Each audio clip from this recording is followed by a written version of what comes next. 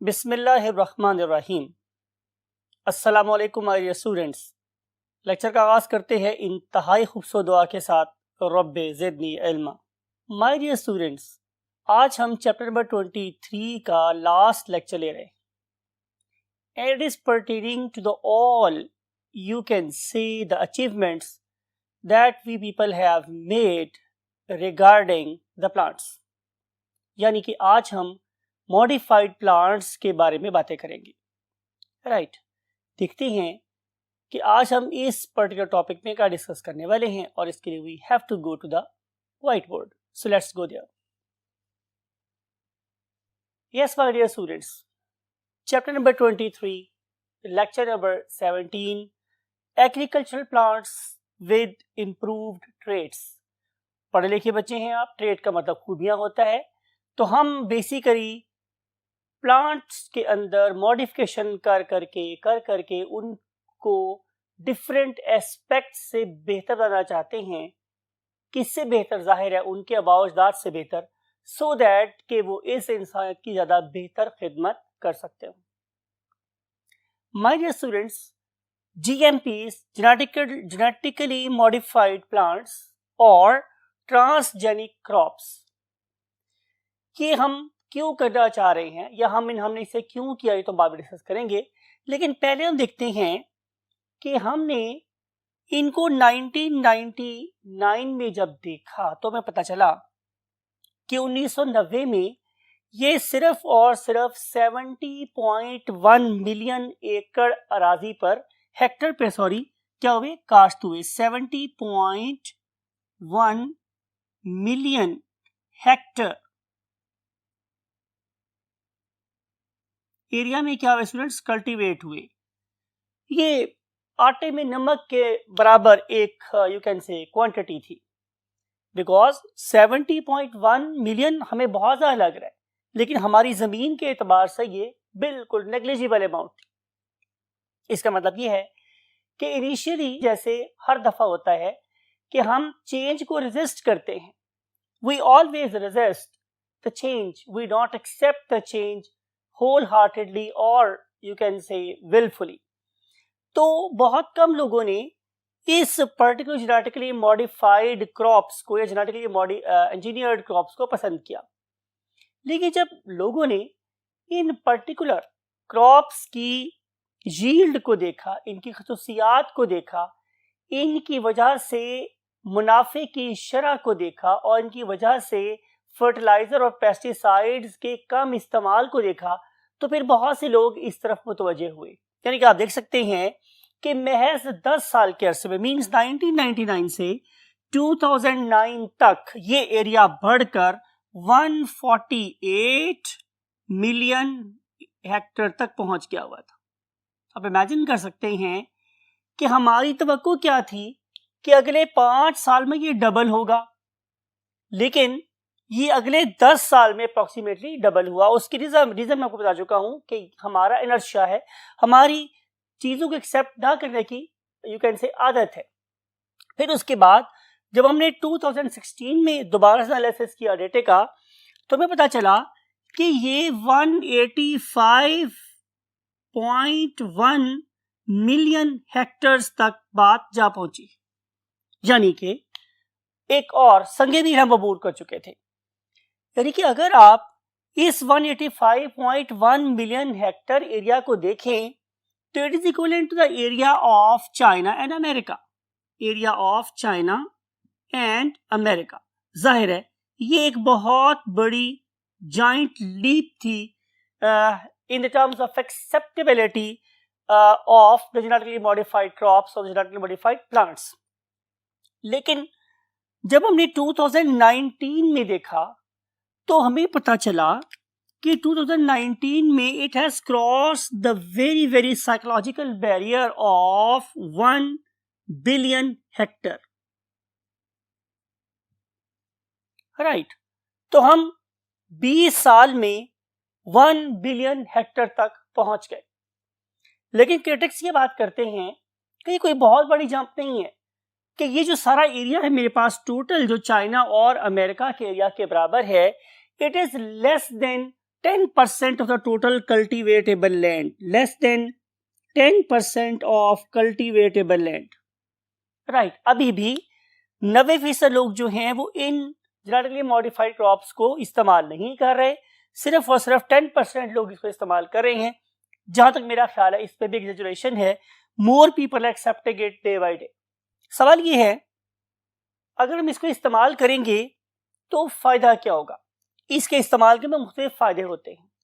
इसकी एप्लीकेशन क्या है, इसकी एक एग्जांपल आप लोगों की बुक पे गिवन है। एग्जांपल ये हमारे स्टूडेंट्स के, अगर हम अपनी फसलों को देखें तो वो दो किस्म की हो सकती हैं, ज़ाहिर है चौड़े पत्तों वाली हो सकती हैं और पतले और लंबे पत्तों वाली हो सकती हैं। हमने किया क्या है कि हम लोग अगर इस्तेमाल कर रहे हैं एक ऐसी फसल जिसके पत्ते पतले और लंबे हैं, समथिंग लाइक गंदम, something like corn, something like you can say other types of fodders, तो फिर हम चाहते हैं कि जो चौड़े पत्तों वाली जड़ी बूटियां हैं वो इस फसल में ग्रो ना करें। तो हम क्या करते हैं कि उनके ऊपर हम वीड किलर स्प्रे करते हैं, जिसके रिजल्ट में लंबे और पतले पत्तों वाले पौधे नहीं मरते बल्कि चौड़े पत्तों वाले पौधे मर जाते हैं। लेकिन माय डियर स्टूडेंट्स, ये तो गलत बात हो जाएगी, बिकॉज कि जब मैं रोटेशन ऑफ क्रॉप के ऊपर नेक्स्ट टाइम अब मैं चौड़े पत्तों वाली सब्जियां लगाऊंगा तो अब मुझे क्या करना है, मुझे दोबारा स्प्रे करना है। अब अगर मैं वही स्प्रे इन पौधों के ऊपर करूंगा तो क्या होगा, जाहिर अब मेरी सारी चौड़े पत्तों की सब्जियां मर जाएंगी। तो मुझे क्या करना चाहिए? क्या मुझे एक और पीस ऑफ लैंड को इस्तेमाल करना चाहिए कि जहां ये इस्तेमाल नहीं हुआ, या मुझे कुछ और स्मार्ट वे में सोचना चाहिए? तो जब हमने एक स्मार्ट वे में सोचा तो हमने ये सोचा कि क्यों ना हम लोग अपनी मर्जी के जो पौधे हैं, जो मेरे यू कैन से कमर्शियल एस्पेक्ट के पौधे हैं या फूड वैल्यू के पौधे हैं, क्यों ना मैं उसके अंदर एक वीड किलर रेजिस्टेंट जीन लगा दूं। तो जब हमने इन चौड़े पत्तों वाली अपनी पसंद की सब्जियों में वीड रेजिस्टेंट जीन डाल दिए तो फिर मेरे पास क्या हुआ कि इनके ऊपर हर्बिसाइडल चीजों ने और वीड किलर सब्जियों के इफेक्ट कम हो गया, खत्म हो गया। अब क्या कर अब क्या होता है माय डियर स्टूडेंट्स कि जब मैं इन चौड़े पत्तों वाली सब्जियों के ऊपर स्प्रे करता हूं तो सिर्फ और सिर्फ वही चौड़े पत्तों वाली वीड्स किल होती हैं जो हमारी नहीं है, जो हम जिन्हें हम बर्दाश्त नहीं करना चाहते, सिर्फ और सिर्फ वो वाली फसलें खत्म, वो वाली वीड्स खत्म हो जाती हैं और हमारी चौड़े पत्तों वाली सब्जियां बच जाती हैं। तो इस तरीके से हम लोगों ने एक ऐसा स्प्रे बनाया जो चौड़े पत्तों वाली सब्जियों को या हर्ब्स को किल कर देता था, और उनको बचाने के लिए फिर हमने अपनी पसंद की सब्जियों के अंदर, अपनी पसंद के फसलों के अंदर, अपनी पसंद के फ्रूट्स के पौधों के अंदर क्या लगा दिए, हर्बिसाइडल और वीड किलर रेजिस्टेंट जीन्स लगा दिए। इसका फायदा मेरे पास क्या हुआ, इसके वजह से हमें लेस टिलेज का सामना करना पड़ा। हम लेस टिलेज का मतलब ये है कि मुझे जंगलों को कम साफ करके उसी एरिया के अंदर दोबारा फसलें यू कैन से गेन करने की जरूरत पैदा हुई, जिसकी वजह से हमारा कल्टीवेटेबल एरिया उतना ही रहा लेकिन मेरी यील्ड बढ़ गई। तो ये थी स्टूडेंट्स एप्लीकेशन कि अगर हम लोग जेनेटिकली प्लांट्स को मॉडिफाई करें तो नॉट ओनली हमारा टिलेज कम होता है बल्कि हमारी प्रोडक्शन भी बढ़ जाती है। मैं दोबारा बोल रहा हूँ, टिलेज का मतलब होता है ज़ेरे काश्त एरिया। तो ज़ेरे काश्त एरिया उतना ही रहा लेकिन हमने अपनी यील्ड को, अपने प्रोडक्ट को बढ़ा लिया और हमने रोटेशन ऑफ क्रॉप को भी क्या किया, इंश्योर किया। आइए देखते हैं कि हमने कौन कौन से प्लांट्स को एज ए होल मॉडिफाई किया है।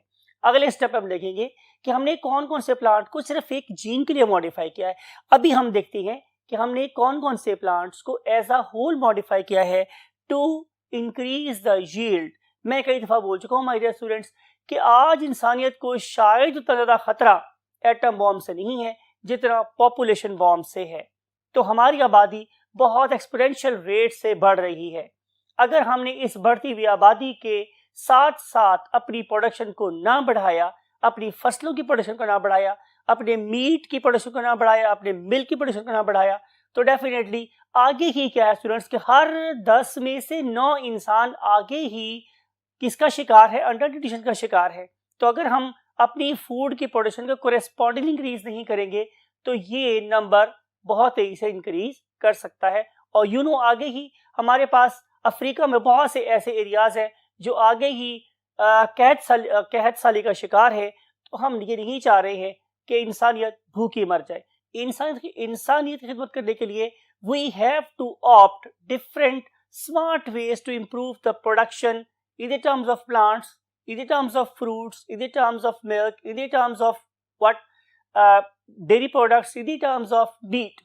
We have to think smartly. आइए देखते हैं हमारे स्टूडेंट्स कि हम लोगों ने एज ए होल प्लांट्स के अंदर कौन कौन सी चीजें इंट्रोड्यूस की हैं so that we may increase the production. उसके लिए we have to go to the next board.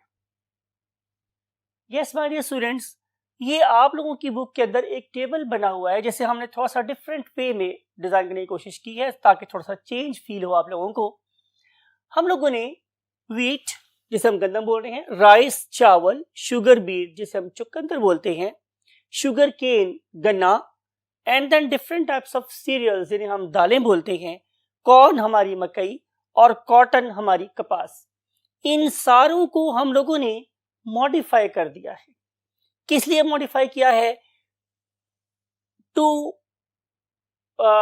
Work against herbicidal genes, to be salt tolerant, to be draft tolerant, and to be the cold resistant, and for the increased production और yield. Right, तो ये table आप लोगों की book में given है। आप लोगों ने देखना है कि हमने कौन कौन से प्लांट को किस किस पर्टिकुलर जीन के लिए मॉडिफाई किया है। जाहिर है हमारी ख्वाहिश क्या है कि अगर हमारे पास हर्बिसिडल जीन्स इंसर्ट हो जाए मिसाल के तौर पे, तो फिर हम लोगों को हर्बिसाइड स्प्रे करने की जरूरत नहीं है। उस पर्टिकुलर प्लांट के अंदर ऑलरेडी हर्बिसिडल जीन प्रेजेंट है। अगर हम उसमें सॉल्ट टॉलरेंट जीन्स इंसर्ट कर देंगे तो जाहिर है अब प्लांट्स ऐसी जमीन के अंदर भी ग्रो कर सकते हैं कि जो पहले नाकाबिले इस्तेमाल हो गई थी। आपको याद है कि हम लोग इसके लिए दो टर्म्स इस्तेमाल करते हैं, एक को बोलते हैं सेम और एक को बोलते हैं थोर। एक वाले केस में जो जमीन है उसमें पानी की मिकदार बढ़ जाती है और दूसरे वाले केस में सॉल्ट की मिकदार बढ़ जाती। अगर आपकी जमीन कलराठी हो गई है, उसके अंदर सॉल्ट की कंसंट्रेशन बढ़ गई है, तो फिर हमें ऐसे प्लांट्स प्रोड्यूस करने चाहिए कि जो इस particular high concentration of salt के अंदर भी ग्रो कर सकते हों। देखते हैं हमने ये काम कैसे किया, but we are doing it. फिर हमने आपको ये बात पता है हमारे स्टूडेंट के खुश्क साली, ड्राफ्ट जिसे बोलते हैं खुश्क साली, ये एक बहुत बड़ी प्रॉब्लम है। हमारे पास जमीन की दो किस्में हो सकती हैं। एक को हम बोलते हैं बारानी जमीनें, ऐसी जमीनें जिनका इन्हिसार बारिश के ऊपर होता है। इसका मतलब यह है कि अगर उन इलाकों में बारिश होगी तो फसलें अच्छी होंगी और अगर बारिश नहीं होगी तो फसलें अच्छी नहीं होंगी। तो क्यों ना कोई ऐसा सिस्टम डिवाइस किया जाए, क्यों ना ऐसे जीन्स ढूंढे जाएं जो उन पौधों में पाए जाएं जो जाहिर है डेजर्ट में ग्रो करते हैं। It means they have got some strategy और technique to face the draft. तो अगर हम वो वाला जीन इन पर्टिकुलर प्लांट्स में इंसर्ट कर देंगे तो अब वो बहुत कम वाटर के साथ ज्यादा प्रोडक्ट दे सकते हैं। सिमिलरली अगर मैं किसी ऐसे प्लांट की बात कर रहा हूं जो कोल्ड सेंसिटिव है, जिसके पत्ते मुरझा जाते हैं, जल्दी से खत्म हो जाते हैं, कि इसमें ठंडे मौसम में अगर मैं उसके अंदर एक कोल्ड रेजिस्टेंट जीन इंसर्ट कर दूं तो डेफिनेटली अब वो सर्दी से नहीं मरेंगे बल्कि हैप्पीली उसमें ग्रो करेंगे, जिसकी वजह से हमारी यील्ड भी बढ़ जाएगी। तो ये कुछ हमारी सोच, हमारा वे है टू टैकल द थिंग्स। हमारे लिए सबसे बड़ी प्रॉब्लम क्या है? Population explosion. उस बढ़ती हुई आबादी के लिए रोटी कपड़ा और मकान को शायद हमारे पॉलिटिशियंस तो कभी पूरा ना कर पाए, बट मैं हमेशा बोलता हूं कि शिकवा जुल्मत शब से तो कहीं बेहतर था अपने हिस्से की शम्मा तो जलाते जाते। As far as we are concerned, we are doing our job. We are trying our level best कि हम कलराठी जमीनों को इस्तेमाल करें, चाहे ड्राफ्ट हो चाहे ठंडक हो, हम अपनी इस इंसानियत को ज्यादा से ज्यादा फूड प्रोवाइड करने में कामयाब हो सकते हो। फिर हमारी प्रॉब्लम क्या है हमारे स्टूडेंट्स कि इमारती लकड़ी, ठीक है, जिसे हम लंबर और टिम्बर दो नाम से जानते हैं, ये बड़ी इंपॉर्टेंट है बिकॉज कि अगेन शायद हमारे मुल्क में कभी ऐसा हो सकता हो कि अगर हम एक ट्री काटें तो उसकी जगह पर अगर एक ट्री लगा भी दें, या अगर मैंने एक ट्री काटा है तो उसी जगह पे मैं अगर 2 ट्रीज लगा दूं मिसाल के तौर पे, तो फिर हम कभी भी अपनी जमीन को बैरन नहीं देख सकते। लेकिन हमारे यहाँ तो डिफरेंट टाइप्स के यू कैन से कि प्रॉब्लम्स हैं, पर्टिकुलरली ट्रीज के साथ, कि हम ट्रीज को बहुत ज़्यादा कट कर रहे हैं लेकिन उसके इक्वल नंबर ऑफ ट्रीज को हम प्लांट नहीं कर रहे।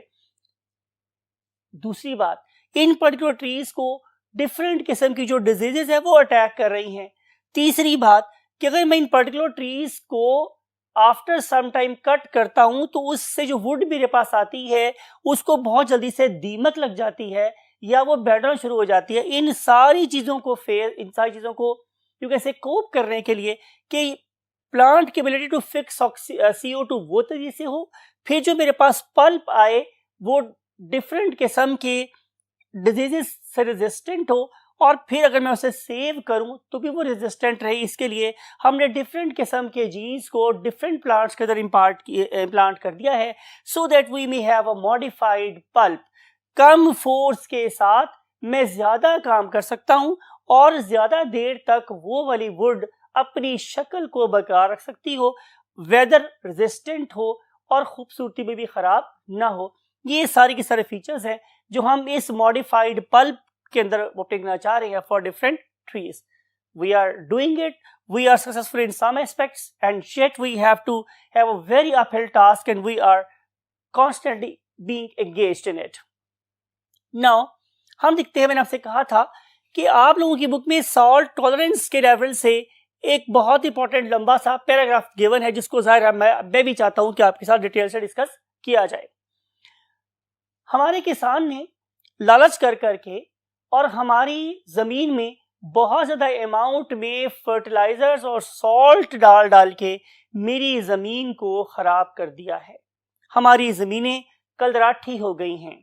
अगर हम इन कलराठी जमीनों को दोबारा से आबाद करना चाहते हैं तो मुझे ऐसे पौधे बनाने चाहिए माय डियर स्टूडेंट्स कि जो हायर कॉन्सेंट्रेशन ऑफ सॉल्ट के अंदर भी ग्रो कर सकते हो। इसके लिए मुझे इंस्पिरेशन कहां से मिली? एक सोच से। सोच वॉज वेरी वेरी नोबेल। वो क्या थी माय डियर स्टूडेंट्स कि हम लोगों ने ये देखा कि नंबर 1, समंदर में पौधे कैसे रहते हैं। समंदर का पानी कैसा होता है? जाहिर है हाईली सॉल्टिश, बहुत ज्यादा मिकदार होती है किसकी? सॉल्ट की। लेकिन फिर भी पौधे उसमें ग्रो कर रहे हैं। इसका मतलब यह है कि अल्लाह रब्बुल इज्जत ने इन सीवीड्स को कोई ना कोई ऐसा जीन जरूर दिया है जो इनको सॉल्ट टॉलरेंट बना रहा है। तो हम अपने रिसर्च का जो एंगल था या रिसर्च का जो फोकस था वो इन सीवीड्स की तरफ ट्रांसफर कर दिया। एक बात। उसके बाद दूसरी बात ये है हमारे स्टूडेंट्स कि हम पानी की बात कर रहे हैं तो होता क्या है कि दुनिया में available water that may cause rain is very limited. All तो दुनिया में 6% एरिया पे कहीं ना कहीं बारिश हो रही होती है, लेकिन जो 6% बारिश की डिस्ट्रीब्यूशन है वो ग्लोब पे यूनिफॉर्म नहीं है, कहीं ज्यादा है कहीं कम है कहीं दरमियानी है। तो हमने सोचा कि क्यों ना हम सॉल्ट वाटर को यूज करें, राइट। तो हम लोगों ने उस पर्पस के लिए सॉल्ट वाटर को इस्तेमाल करना शुरू किया। और नंबर 2, उन सीवीड्स में से जीन ऑफ इंटरेस्ट निकाले और उन्हें प्लांट्स के अंदर लगा दिया। सवाल ये था कि वो जीन ऑफ इंटरेस्ट प्लांट के सेल के अंदर करता क्या है? तो आंसर ये है कि इन पर्टिकुलर जीन्स के अंदर ये एबिलिटी होती है कि वो इन पर्टिकुलर प्लांट सेल्स के अंदर प्रेजेंट सेल वैक्यूल्स में क्या इंसर्ट करे? 2 बड़ी important protein channels. Number 1, that can transport sodium inward the vacuole. Number 2, वो को ट्रांसपोर्ट करे हाइड्रोजन आयंस इन इट। ठीक है, अगर आप इस पर्टिकुलर एनिमेशन को देख रहे हैं तो आप देखेंगे कि कॉन्स्टेंटली इन पर्टिकुलर प्लांट्स के अंदर क्या है? सॉल्ट रिच वाटर आ रहा है। अब अगर कॉन्सेंट्रेशन ऑफ सॉल्ट बहुत ज्यादा हो जाए माय डियर स्टूडेंट्स तो जाहिर है सेल श्रिंकेज का शिकार हो सकते हैं। तो नेचर ने क्या दिया? इनको खास किस्म के वैक्यूल दिए। वो वैक्यूल क्या करते हैं? लुक एट दिस कि वो सोडियम को अपने अंदर स्टोर कर लेते हैं। When this particular sodium become isolated from rest of the cells, तो rest of the cell can perform its normal activities very effectively. So this is how these particular salt tolerant plants they can grow happily in the salty soils। बात समझ आ रही है? बल्कि ये देखा गया कि जब हम इन पर्टिकुलर प्लांट्स को मॉडिफाई करते हैं, जिसकी बेस्ट एग्जांपल मेरे पास अरेबिडोप्सिस है। तो इन पर्टिकुलर प्लांट्स को ग्रो करवाने के लिए बल्कि हमें एक्स्ट्रा सॉल्ट वाला वाटर देना पड़ता है। तो अगर आप चाहते हैं कि आपके पास ऐसी फसलें, ऐसे पौधे पैदा हों, something like wheat, rice, sugar cane, sugar beet, blah blah, corn etcetera, तो फिर हमें क्या करना पड़ेगा, हमें इनकी अगर ग्रोथ करवानी है सॉल्टी सॉइल के अंदर, तो मुझे इसके अंदर भी ये वाले जीन इंसर्ट करने पड़ेंगे। तो बहुत से केसेस में हम कामयाब हैं, लेकिन बहुत से केसेस में again research is going on and we are doing our level best कि हम इन पर्टिकुलर प्लांट्स के अंदर भी ये वाले प्रोटीन चैनल इंसर्ट कर दें जो प्लांट के सेल के साइटोप्लाज्म में से सेलेक्टिवली सोडियम को एब्जॉर्ब करके अंदर स्टोर कर लें और प्लांट के सेल की नॉर्मल मेटाबॉलिज्म को अफेक्ट ना करें। तो ये है स्टूडेंट्स हमारी एक मैकेनिज्म कि जिसके जरिए से हम एक प्लांट को जो कि सॉल्ट टॉलरेंट नहीं था उसे हम सॉल्ट टॉलरेंट बना दें। आगे हम देखेंगे कि हम लोगों ने फूड की क्वालिटी को कैसे एनहांस किया, किन पौधों में एनहांस किया है और उनका फायदा हमें क्या हुआ। For this purpose we have to go to the next part of the board. Yes my dear students, अब हम बात करेंगे फूड की क्वालिटी के बारे में। यू नो प्रीवियस बोर्ड्स पे हमारा सारा फोकस किस पे था, फूड की क्वांटिटी पे, बिकॉज कि हमारी आबादी बहुत तेजी से बढ़ रही है और हमने उसको फूड देनी है। After making significant amount of food, अब हमारी ख्वाहिश क्या है कि वो जो फूड हमारे पास आ रही है हम उसकी क्वालिटी को भी बेहतर करें। उस पर्पस के लिए लुक एट दिस, हम चाहते हैं कि हम उनके अंदर मोनोसैचुरेटेड फैटी एसिड की मिकदार को बढ़ाएं, फिर हम चाह रहे हैं कि हम उसमें कॉन्सेंट्रेशन ऑफ ऑलिक एसिड बढ़ाएं, then we want to increase a concentration of vernolic acid and finally we want to increase a concentration of ricinoleic acid। सवाल ये है कि ये हम काम क्यों करना चाह रहे हैं। इसमें से जो मेरे पास पहली दो चीजें हैं वो डेफिनेटली मेरे लिपिड मेटाबॉलिज्म की इस्लाह के लिए जरूरी है। ये जो मेरे पास दो चीजें हैं वर्नोलिक एसिड और रिसिनोलिक एसिड, ये दोनों की दोनों चीजें या दोनों की दोनों जीन्स या उनकी जो प्रोडक्ट्स हैं वो मैं बेसिकली इस्तेमाल करता हूं इंक्रीजिंग द हार्डनेस, किस में, पेंट में और प्लास्टिक में। यानी कि मैं इंडस्ट्रियल यूज की जीन्स को भी प्लांट्स में इंसर्ट करता हूं। इसका फायदा मेरे पास ये होगा कि अगर मैं इन पर्टिकुलर प्लांट्स की प्रोडक्ट्स को ऑब्टेन करूं तो पेंट्स और प्लास्टिक्स की हार्डनेस को बढ़ाने के जो प्रोडक्ट्स हैं मींस वर्नोलिक एसिड और रेसिनोलिक एसिड भी मुझे प्लांट बॉडी से मिल सकते हैं। और सवाल ये था कि क्या सोयाबीन के पास ये वाले जीन्स हैं, तो आंसर इज नो। तो फिर मैंने वर्नोलिक एसिड और रेसिनोलिक एसिड के जीन कहां से लिए, तो आंसर है एक प्लांट है वेरनोनिया और एक प्लांट है कैस्टर प्लांट। हम लोगों ने यहां से ये जीन ऑफ इंटरेस्ट लिए और उसे उठा के हमने सोयाबीन प्लांट के अंदर इंसर्ट कर दिया। अब सोयाबीन नॉट ओनली मुझे दे रहा है monounsaturated fatty acid, it is also giving me oleic acid, vernolic acid and ricinoleic acid. Got the point. फायदा definitely better quality of the plastics and the paints. फिर हमने किया क्या हमारे स्टूडेंट्स, अब हम चलते हैं कि अगर हम प्लांट को ओवरऑल मॉडिफाई करना चाहते हैं टू इंक्रीज द यील्ड और प्रोडक्टिविटी, तो मुझे क्या करना पड़ेगा। ये बातें आपसे पहले हो चुकी हैं, दोबारा से जल्दी से रिकैप देखते हैं। यू नो दुनिया में सबसे ज्यादा जो एंजाइम पाया जाता है, सबसे ज्यादा जो प्रोटीन पाई जाती है उसका नाम होता है RUBP, ribulose base phosphate. You know ribulose base phosphate is end product of C3 cycle and this particular RUBP has the ability to accept the CO2 from the environment and convert this 5 carbon compound into 6 carbon compound that readily split into 2 3 carbon compounds। ये सारी की सारी बातें हम लोगों ने C3 cycle में और फोटोसिंथेसिस के प्रोसेस में मेल्विन केल्विन साइकिल में डिस्कस की हुई है। प्रॉब्लम ये है हमारे स्टूडेंट्स कि अगर मैं RUBP की ही बात करूं तो फिर ये करता क्या है कि एक वक्त में सिर्फ एक CO2 का मॉलिक्यूल एक्सेप्ट करता है। अगर एक वक्त में एक CO2 का मॉलिक्यूल एक्सेप्ट करने की बजाय 2 मॉलिक्यूल एक्सेप्ट करना शुरू कर दे तो इसके 2 फायदे होंगे। पहला फायदा तो यह है कि जाहिर है तेजी से मैं एनवायरनमेंट में से CO2 खत्म कर सकता हूं। दूसरी बात यह है कि प्रोडक्टिविटी इंक्रीज हो सकती है। इस पर्पस के लिए जापानीज साइंटिफिक टीम वो ये काम कर रही है कि क्यों ना हम C3 प्लांट्स के अंदर एक C4 साइकिल में इंट्रोड्यूस कर दें। अगर हमारे पास C3 साइकिल लेस एफिशिएंटली काम कर रहा हो तो C4 साइकिल मोर एफिशिएंटली काम करके उन पर्टिकुलर प्लांट्स की यील्ड को बढ़ा सकता है। फिर दूसरी बात ये है कि अगर मैंने RUBP की एफिशिएंसी को इंक्रीज करना हो तो क्यों ना ऐसा किया जाए कि स्टोमेटा को भी क्या किया जाए, मॉडिफाई कर दिया जाए, स्टोमेटा के पोर्स को बढ़ा कर दिया जाए, स्टोमेटा के नंबर को इंक्रीज कर दिया जाए। लेकिन खाली ये काम करने से गुजारा नहीं होता, फिर हमें इसके साथ साथ क्या करना पड़ेगा कि हमें इन पर्टिकुलर प्लांट्स के लिए एक second raw material that is water, उसकी अवेलेबिलिटी को भी बढ़ाना पड़ेगा।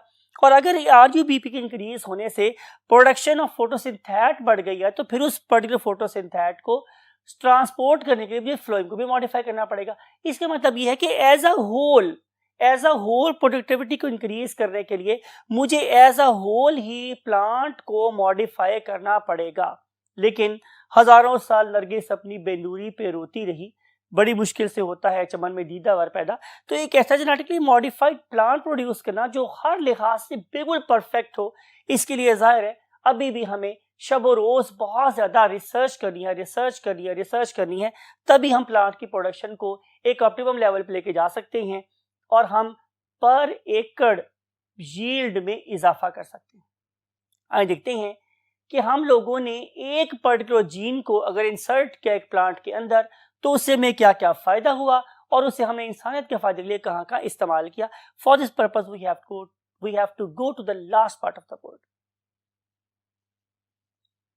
यस माय डियर स्टूडेंट्स, हमने पुरानी बातें हैं क्योंकि चूंकि आपकी बुक में इसी सीक्वेंस से गिवन है तो हमने आपको वैसे ही पढ़ाना है। जैसे मैं अक्सर बोलता हूँ मुझे हुक्म अज़ां ला इलाहा इल्लल्लाह, तो हमें वैसे ही पढ़ाना है। तो आपकी बुक में ये डिफरेंट चीजों के नेम लिखे हुए हैं। फॉर एग्जांपल लिखा human hormones, you know different किस्म के प्लांट हार्मोन्स हैं, ह्यूमन हार्मोन्स है जिसको हम लोगों ने प्लांट बॉडी के अंदर इंसर्ट किया और इंसर्ट करने के बाद अब प्लांट्स हमें ह्यूमन हार्मोन बना के दे रही हैं और वो हम जाहिर है उसके प्रोडक्ट्स पे से हार्वेस्ट आउट कर लेते हैं। Similarly we have introduced different blood clotting factors in the plants in terms of the genes, and then these particular genetically modified plants, they are giving us those blood clotting factors that can be used to save the lives as well.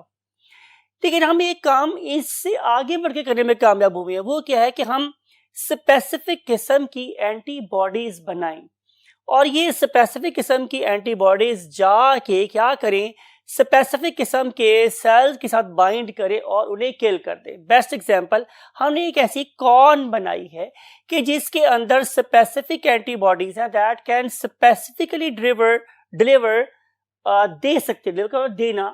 कर सकती हैं you can say antibodies to these antigens, and that will fight with one another and these particular tumor cells will be, you can say, vanish from the site.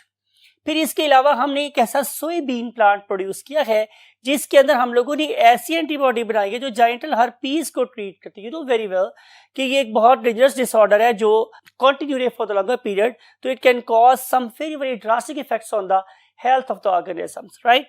फिर हम चलते हैं एक और gene की तरफ, that is regarding alpha galactosidase enzyme. You know this particular enzyme, it is very very important because अगर ये एंजाइम मेरे पास है, हमारे स्टूडेंट्स, तो फिर मेरे पेशेंट के अंदर गैलेक्टोज की एक्यूमुलेशन नहीं होगी। अगर गैलेक्टोज की एक्यूमुलेशन नहीं होगी तो मेरी बॉडी के अंदर कोई भी एक्यूमुलेटिव डिसऑर्डर नहीं होगा। एक्यूमुलेशन का मतलब जमा हो जाना, तो फिर एक्सेसिव अमाउंट में गैलेक्टोज मेरी बॉडी में जमा नहीं होगा और मुझे एक एक्यूमुलेटिव डिसऑर्डर नहीं होगा।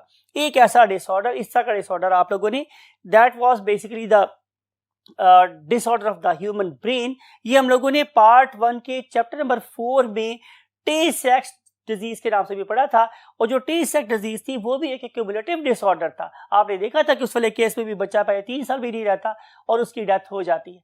तो बहुत से ऐसे डिसऑर्डर्स हैं कि जो accumulation of abnormal substances at abnormal places हैं और उसकी वजह से ज़ाहिर डेथ्स होती हैं। हम उनको भी ओवरकम कर सकते हैं by producing the very specific enzyme and then providing them in the food. और जब वो पेशेंट वो वाली फूड खाएगा तो ये वाला एंजाइम उसके ब्लड में सर्कुलेट करेगा और जहां जहां भी ये चीज़ एक्यूमुलेट हो गई होगी उसको डिग्रेड करेगा और उस पर्सन की लाइफ क्या होगी, प्रोलॉन्ग या बच जाएगी।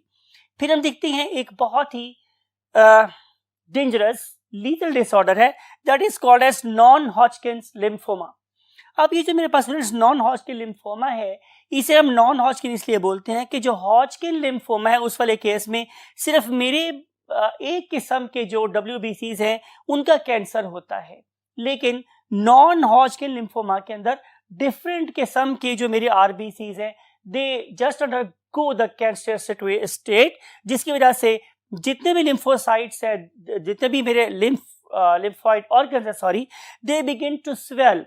मेरी जो डिफरेंट किस्म की लिम्फ नोड है वो स्वेल कर जाती हैं और ये कितनी ज्यादा प्रोलिफरेट कर गई हैं बॉडी के अंदर, उसको टेस्ट करने के लिए नॉर्मली हम एक पेट टेस्ट करते हैं, पॉजिट्रॉन एमिशन टेस्ट, जिससे पता चलता है कि ये नॉन हॉजकिन लिम्फोमा बॉडी में कहां तक फैल गया है। अब इनिशियली या अगर आप देखिए अब तक भी पाकिस्तान जैसे कंट्री में, थर्ड वर्ल्ड कंट्रीज में अभी भी इसका हमारे पास कोई इलाज नहीं है और पाकिस्तान के अंदर एक huge amount of the patients they just go to the death due to unavailability of a very simple treatment that is available in the other you can say developed countries. वो क्या है कि हम लोग नॉन हॉजकिन लिम्फोमा के viruses को treat करने के लिए हम एंटीबॉडीज प्रोड्यूसिंग सोयाबीन देते हैं खाने के लिए, और इस पर्टिकुलर जेनेटिकली मॉडिफाइड सोयाबीन को तैयार करने में सिर्फ 30 दिन लगते हैं। तो 30 दिन के अंदर हम इस जेनेटिकली मॉडिफाइड सोयाबीन को जब इस पेशेंट को खिलाएंगे तो ये नॉन हॉजकिन लिम्फोमा, जिसे हम आज तक बिल्कुल नाकाबिले यकीन हद तक अनक्योरेबल समझते थे, 30 दिन के एफर्ट से वो क्योरेबल फॉर्म में कन्वर्ट हो सकता है। So this is the achievement that is really a very good news for the patients who are suffering from non-Hodgkin lymphoma. तो वर्ड इज वाइड ओपन, आपके पास सोचने के लिए और करने के लिए बहुत कुछ है। Most important thing is how smartly you think, how intelligent and thinking brain you have got on your shoulders. और जैसे आपको पता है कि मैं हर लेक्चर के इख्तिताम पे आप लोगों के हक पे दुआ करता हूँ, मेरी आज भी आपके लिए यही दुआ है कि अल्लाह ताला आप लोगों को एक स्मार्ट वे में सोचने वाला एक फर्टाइल थिंकिंग ब्रेन दे और आप इसको इंसानियत के फायदे के लिए इस्तेमाल कर सकते हो। इसी दुआ के साथ और इस नसीहत के साथ कि आप अपने और अपने वालिदैन का ख्याल रखने में बहुत ज़्यादा कामयाब हों और ज़िंदगी में भी बहुत ज़्यादा कामयाब हों, और जब कभी नमाज पढ़ें तो हमारे लिए जरूर दुआ करें।